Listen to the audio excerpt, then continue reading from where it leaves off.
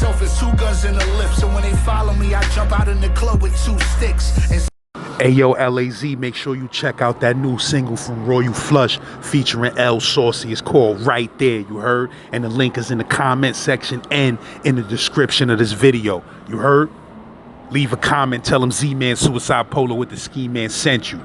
Look for this single on Apple Music and all streaming platforms. Hey yo, LAZ, after this episode, make sure you go check my bros over there at InSource TV and watch that Super Trife Low Life's interview, part 2 with Face Low, you heard?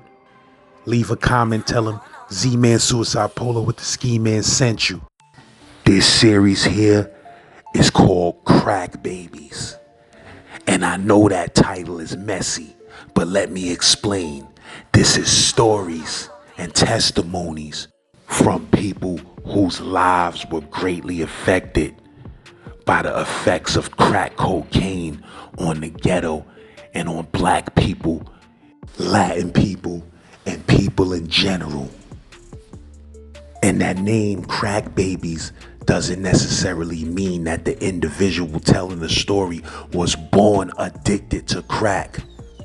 When people say I'm an 80s baby, it doesn't necessarily mean that they were born in the 80s. They could have been born in the 70s, but they grew up in the 80s, and the 80s is in their blood.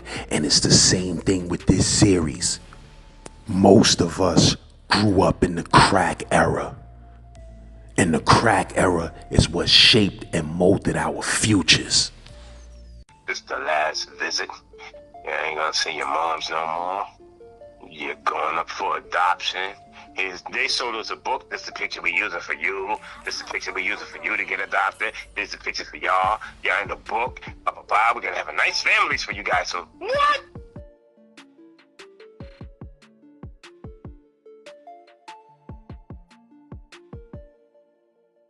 I say to people, right?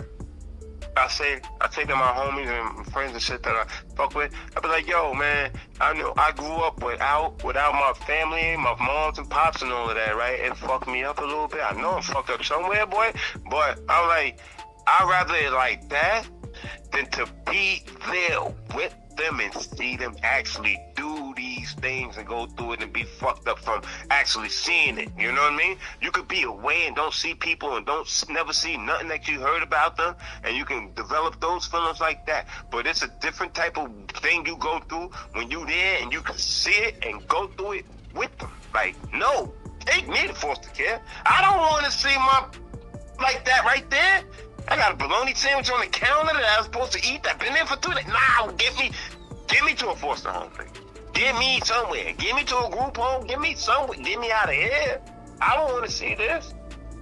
You're not getting no love from your parents up in that type of a situation. You're not getting none of that shit, man. The best place to go is to the system. God, man, get me up out of here ASAP. I'll holler back. There's some kids that needed to go to foster care and they stood in the house too long. Fucked them up for life. Yo, let me tell you, right? My whole shit, like, I came outside at 9. Like, we went through we could do this. It could be another interview. I don't know. We've been talking. I want to go get some more bud. I got some shit for you. How my mom's lost me, my sisters, and my brother's son. And from 3 to 9 years old, me and my brother was in the same foster home. That's from kindergarten. You know what I mean? From little to kindergarten up into 3rd grade. You know what I'm saying? I supposed to have been in 4th grade at 9, but I got left back in 1st grade. So up to 3rd grade, then I was out of it. Out of South Side to Fall Rockaway to another foster home. They split me and my brother up. Then they told us, I was like 6 years old. They told us at the agency on a visit. My moms came from Farragut, came to visit us, and they said, yo, she can't have no more visit. Y'all never gonna see your moms again. Blah, blah, blah. They telling us this shit like straight. She's telling a little kid, I'm 6. I'm the oldest. So imagine how old my brother and little sisters are. And we done been going through all these visits for years. We know it's used to coming even if you get your kids on the every weekend to visits, you know what I'm saying? You get used to them visits. So I got six years of going back and forth visit with my moms, you know what I'm saying? By the time I'm 6, 3 years, cause from 3 to 6, right? And they told us, it was like, yo, this is the last visit. You ain't gonna see your moms no more. You're going up for adoption. They showed us a book. This is the picture we using for you. This is the picture we using for you to get adopted. This is the picture for y'all. Y'all in the book. Blah, blah, blah. We're gonna have a nice families for you guys. So what? You don't tell niggas no shit like that, boy. I lost it in there. I lost it from right then and there. I told my moms, I said, Mommy, don't worry. I'm not getting adopted. You know, I said, I'm gonna find you. Boy, I said, I ain't getting adopted. I'm gonna find you. My sisters and my brother, you know, my brother, he was all happy-go-lucky. He ain't give a fuck. He's the only one out of 4 of us that actually went and got adopted. Oh, stupid ass. You know what I'm saying? Word, his name ain't even Turner no more. Through Fostercare, he went through a hell of a... Once they was able to split me and him up, you know what I'm saying? His life it was worse for him because my brother ain't as tough as me. You know what I'm saying? He's not a tough little boy back then. How they split y'all up though? Like, why the fuck would they even split y'all up? How y'all was the same? Y'all was 1 year apart? Yeah. Oh, my behavior. By the time I was 9, you know how many fights and times I got suspended and beat by the school aide with the one arm in PS45 with the ruler, Mr. Conyers, Mr.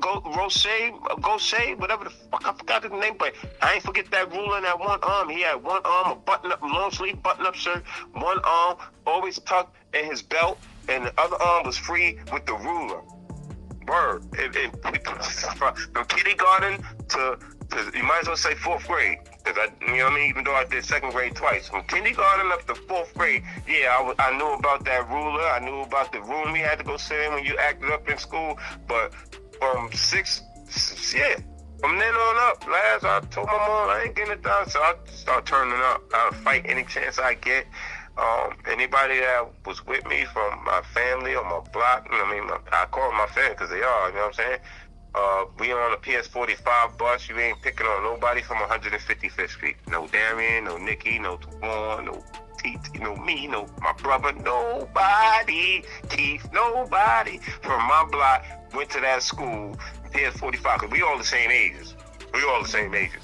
And we get on the bus together on our corner, go to the school. Nobody got picked on from my block, son. I stood for us all.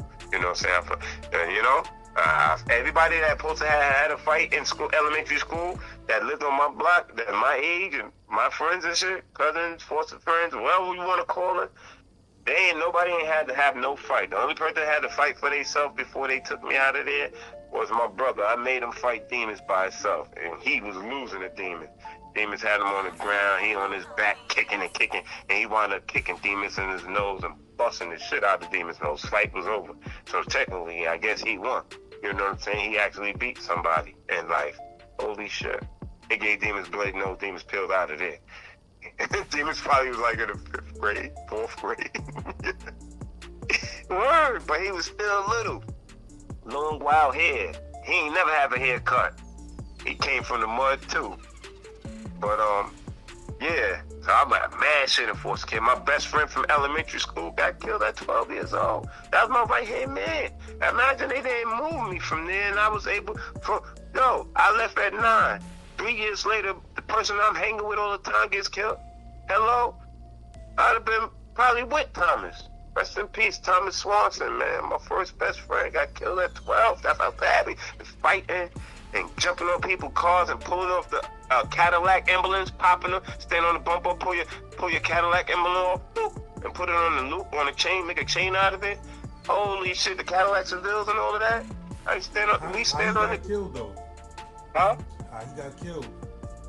I ain't really get the full story, but he got murdered. He got murdered in Southside over drugs, man. He was out there. You know, he's out there getting it already, selling drugs at 12. Imagine I would have stayed out here with him. I guess the best thing for me to do was go to the group home, right?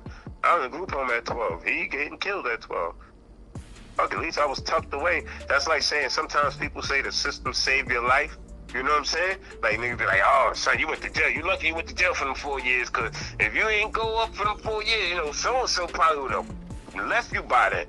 But now you went away, you came home, guess what? He's away. You know what I'm saying? You safe. Still safe from the nigga. Man, he come home and you here, we don't know how he gonna feel 13 years. With 13 years, some kind of way the system saves somebody's life. You know what I mean? It'd be crazy like that. I went to the group home. That probably saved me because I would have been 12 to 15 was real different, you know. You know, the wildest shit in the world is, you know, all the families I was from, I've been in all these foster homes, right? 7 of them, 2 group homes. My mom's side of the family, my father's side of the family, all these families and shit, right? And it's wild because I was running around all these years just trying to get a family, and then that's why I made my kids so early. And, you know, but other than that, the family that I fucking wound up in, it was so comfortable, but just as dysfunctional as all of the rest, was my D-Set family, my nigga. A bunch of hooligan niggas and bitches who don't want to go home to their parents and out there, son. I fit right in. My aunt told me, yo, I'm gonna take you out the group home. You're gonna come home. You come back to Brooklyn with us. You're gonna go to Thomas Jefferson. She telling me what I'm gonna do, right? You're gonna do this. You're gonna get the diploma. You're gonna do that. Because her 2 kids was amazing. They done graduated college and summa cum laude. They did all type of shit. My cousin, I ain't even gonna say their name, but I'll tell you this. My cousin, I witnessed him. He was the first person at 89. I witnessed him. I witnessed my aunt let him go to Canada and do the symphony video with G-Rap and all of these dudes. And he was Master Ace dancer. He was supposed to dance for King. Huh? I witnessed him go up and do that. He was doing all kind of good shit. You know what I mean? I was like, damn. He dancing. He go to school, get good grades. You know, he not in the street. He ain't no D-Sep like my cousin from down in Farragut. My other cousin, what do you do? I come out of the group home. Which cousin am I hanging with the most, lads? You do the knowledge, right? I picked the wrong route. My aunt gave me the boot out that fucking crib. Like, oh, no. But yeah, they split me and my brother up in Fostercare because I was not too bad. I gotta admit it now. You know, I done set fires and fight all the time and break windows and just everything. Then I'm fighting inside the house, fighting my brother and their grandson. We all 6, 7, 8 years old. You know, from 3, 4, and 5 all the way up to 6 to 7, 8, and 9. I'm fighting both of them all the time in the same room. You know what I'm saying? And they're like, damn, he's fighting his own family, fighting in school, fighting here. And my foster parents, you know what I'm saying, my mother and father, Alvin and Maggie, they, you know, born in 1926 and 1919. This is 1983. You ain't got no time to be running around behind me. I ain't realize how they was up there in the numbers back then. Because Mr. Smith, he wore my ass out every chance he got. He whooped me with full energy. I ain't know he was that old back then. He whooped me and my brother and my cousin, his grandson. And he had enough energy to spank all of us. He worked full-time job at the Board of Ed and at the post office and whooped my ass up at the school, in the basement, in the backyard. Yo, he had a car and he would go a mile and walk and get milk and come back. Fought in World War II. Never did drugs, smoke, drink, or nothing, son. Militant. That's why he was in shape like that, to whoop my ass. You know? Being all bad. Word. I got some stories. I mean, you still recording, but yeah, I got some stories. Some kids that I knew from elementary that grew up to be, you know, LBs and this and that. A lot of motherfuckers, man. A lot of shit that happened, man. You know? A lot of mix-ups. That foster care shit, though, is the root to the whole streets, my nigga. Yeah, that's exactly what it was. It's different kinds of street niggas. You got some niggas that chose to be in the streets because they just wanted to be in the streets. They wanted trouble. And then you got some niggas that when they say they from the streets, that means, nigga, they was abandoned by their parents or taken by the system from their parents, and they was forced to grow up in different hoods, being bounced around through different neighborhoods, and most of the time, the worst neighborhoods in New York City. That's where you gonna land. But you know what the whole shit with me is, see, dig, right? My Mama Love, see, she's a young teenage girl in Brownsville, Brooklyn, New York. Her mom's passed away. She's 13 years old, no father, no mother. You heard? And by the time she was 16, she had me. By the time she was 17, 18, she's getting high. You know, it was different back then in them 70s, yo. And you ain't got no parents, shorty? And you in Brownsville? You in Farragut Project? She had me from Farragut. You in Farragut at 14, 15 years old? Oh, you getting pregnant. Something's happening. You know, and she wasn't no bounce around chick. My mom was mad militant. Like, not militant, but she was kicking a lot of ass. My mom's, my mom's kicked a lot of people's mothers and aunts' asses all through Brownsville, all through downtown Brooklyn, Fort Greene, Farragut, junior high school, all of that shit. That's what my mom's is known for, them hands, you know what I'm saying? Them hands from all around. And she was raised by my uncle, who was Donnie Smallwood, right-hand man, Big Whip. You know, that's my uncle, that's her older brother. So she ain't had no moms and pops to raise her, but she was raised by my uncle and my aunt, rest in peace, Aunt Teeny. Rest in peace to both Aunt Teeny and Uncle Les, man. Well, they raised my mom, you know, and being that they gave her the right, you know, the knowledge, just like how Heaven do balance me out with the knowledge, you know what I'm saying, do guard, and have with the, you know, how to hustle in the street and get money. That's just how my mom was bounced out by her older brother and her older sister, my Aunt Teeny and my Uncle Les. They bounced my moms out as parents. Like, you know what I'm saying? He's taught her the street, you know what I'm saying? Wild bunch, getting bread and all of that, and how to get that. And Aunt Teeny just basically was her big sister and helped her down with doing the women things in life. But yeah, my mom was like a little man out there, little young boy girl out there. You love some guys, but love fighting, hustling, all type of shit. She used to hustle for Country James and all of that, you know, in our absence. She's doing all of that, and I'm fighting like a motherfucker in PS45, all at the same, you know, what a life. She got testimony too, you know what I'm saying? But, like, so many people I probably, you know, a couple of people, they stepped away from me to tell them to come over here. Some Browns and shit, man. You know what I'm saying? I went through some LB situations. I came adjusting from, you know, like I said, these niggas became LBs. I knew you since Fostercare. You know, LB, you wasn't no LB in PS45. You wasn't LB in class 3107. No. What you talking about, Lost Boys? Yeah.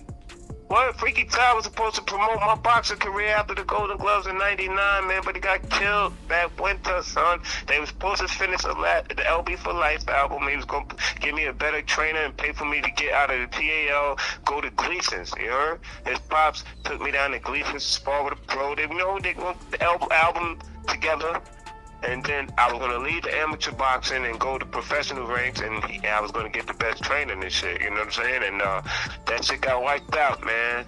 Rest in peace, Freaky Ty got killed March of '99. My last bout was March 14th, March in '99. It was March 14th in '99. He got killed March 28th, '99. That shit through all of that, jumping around, jabbing and all that shit right out the window, man. My heart was torn, you know what I'm saying? And fuck a boxing, you know what I'm saying? What? Now I'm really not doing it. What? We not going pro? We're not going for this money? I'm just gonna be, nah. With the PAL, nah. My bro going, nah. I wasn't thinking no boxing. I'm thinking like, you know, who the fuck and what the fuck and how the fuck and, you know, and then get the history behind all of it to really throw me off my shit. I ain't even gonna say it, the end result, but I can say a brother took a brother. You know what I'm saying? One of my brothers took my brother. That's crazy. And I wasn't there to be able to, you know what I mean? Do nothing to mediate or none of that type of shit. I didn't know none of that shit. These niggas, I don't know nothing that's going on out there. Nobody tells me nothing last. Somebody went down for that case? Yeah.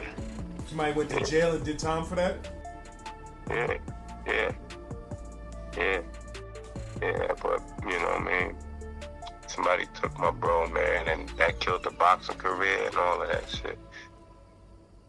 All of that. I did try to come back in 2001. I came back and tried to box again after a couple of years of drinking Hennessy and shit. I'm like, oh, bro wouldn't have wanted me to give up. Yeah, let's try it again. So I went back into the gloves of 2001. I was completely focused and shit this time. I said, yeah, all right. Then I said, I'm gonna show my ass this tournament, and somebody who's a real good trainer that Ty would have paid for, they just gonna snatch me the fuck up. So So that year, the Judas wanted me. I could have been with Zab and his pops and all of them, but I ain't want to do construction with the Judas and then box for them and be Zab's punching back. Y'all ain't trying to get me right. We the same weight class. I said, nah, I ain't doing the Judas. Where we going? Went to Starrett City. Like, I can't do it over here. With the Coney Island, Sean Brothers. Illinois. Then they moved to Starrett City with Curtis Stevens and all of them, man. And my little homies, Curtis Stevens, Danny Jacobs, all of them. Me and Stilo, those are little bros, man. We all been in the ring together, jabs, hooks, and all of that. So I would expect more from them when they got older and turned to the pros. Like, come on, Curtis. I ain't think he was gonna get knocked out by that Triple G, because I popped Curtis a few times when he was 13, 14 years old. His coach Andre, his uncle Andre said, "Yo, just give him a little shot here and there." They turned him into beasts early.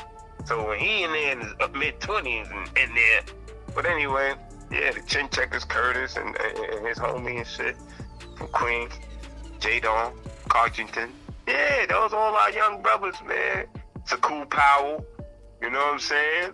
Sakul, Iron Horse, he done put it in. His brother Jamel Hamilton. All of my fighting team, I got boxing history. I got years of Golden Glove champions that came out. Vivian Harris from Flatbush, you know what I'm saying?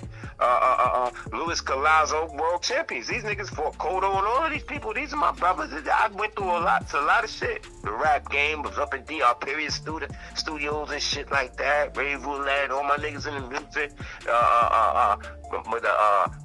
The Punishers was on Next Level Entertainment. That one of them is my D-Shep brother from Farragut, Punishers. I was in the rap. Then come to Queens, LP. I remember one day I was up in Latin Quarters. Everybody was performing. My cousin from Philly, the Last Emperor, you know what I'm saying? He rapped. Dr. Dre had signed him back in '98 and then pushed him to the back because he got Eminem. He was working with M back. And Eminem came and bumped him out in '98. My cousin Jamal from Flatbush. From Philly. Last Emperor. Word. Then he started working with Eminem more than Jamal. And Jamal, he started fucking with the Lyricist Lounge, Talib, Kweli, and all them. Word. Pick up my Philly cousin, man. Jamal Gray, Last Emperor. Word. So him, and he's performing in the Latin Quarters that night. Lyricist Lounge performing. Still in Tech was up there performing. Then we had my LB brothers performing that night. Son, I was up there on the stage all night. Niggas was like, who the fuck is this little nigga on the stage? How you with these Queens niggas, these Brooklyn niggas, and you ain't spitting around. You ain't got no mic in your hand. You on the stage all night, nigga? I'm just having fun with my family, you heard? I don't do none of the rapping. I do the scrapping. But, yeah, I got stories from them type of events and shit, man. Word, last we got history. And God forbid you ever... he ain't gonna do it, but Rasan, Roulette, he got some stories. Dugard, he got some. That's the first person I've ever seen put 12 down. Knock it down. Hold that right hand. Give me that walkie-talkie. Let's go. I said, oh, these ain't the friends I should be hanging with. I said, I'm in a whole nother realm. Word, they don't care about nothing. I said, oh, it's good to be on their side. These type of individuals should need be on your channel. It ain't what? Yeah. I gotta let you know, man, that Naron, that Duke, that Roulette, those are some of the three that had, those are 4 people on this earth. That's my brothers that I can say. They got stories to make my shit look like, okay, ABCs and 1, 2, 3, take your little juice and cookies and shit. Go sit in the corner, you on timeout type situations. I done did these niggas done this. That's it. I want you to know that. Boy, yeah, the stories that I had this channel, ridiculous. You know that, I know that. But I hope you get at my bro, man. Yeah, my boy Naron, I think you can go say Polo Nah, Shorty is handle. Word, that's my son, man. He helped me get some bread out here in Southside too, in the early 2000s and shit. I left Brooklyn, came out here, started working from 95 up until like 2002. I was trying to do the warehouses and working and doing good and shit. My people passed away. My foster family, I'm back at their crib. My mom's and pop, they passed away. They elderly. It's in the 2000s, you know? You here in 1919, 2002, more than likely, you know what I'm saying? The grandkids and everybody else gonna be at the house now. That's how it went down. Fell flat, no job no more. My son said, I'm here to save the day. Pulled up in that big black bubble BMW, like, threw me a pack. It was like, I'll be back. I'm back in the game. That's the funny shit, because he never knew none of my Farragut stories or nothing. You know what I'm saying? I never talked to him about none of that. He thought he was the first person that ever gave me a back word. I was laughing, talking to him because me and him, he get hype. Yo, D, I'm telling you. What? I'm trying to help you eat. I put you on. I was like, son, I've been doing that shit before. He's like, what? When you ever sell something, son? Stop playing with me, man. I'll help you. I was like, yo, son, chill. Yo, he's one of those. That's my fucking heart, you heard?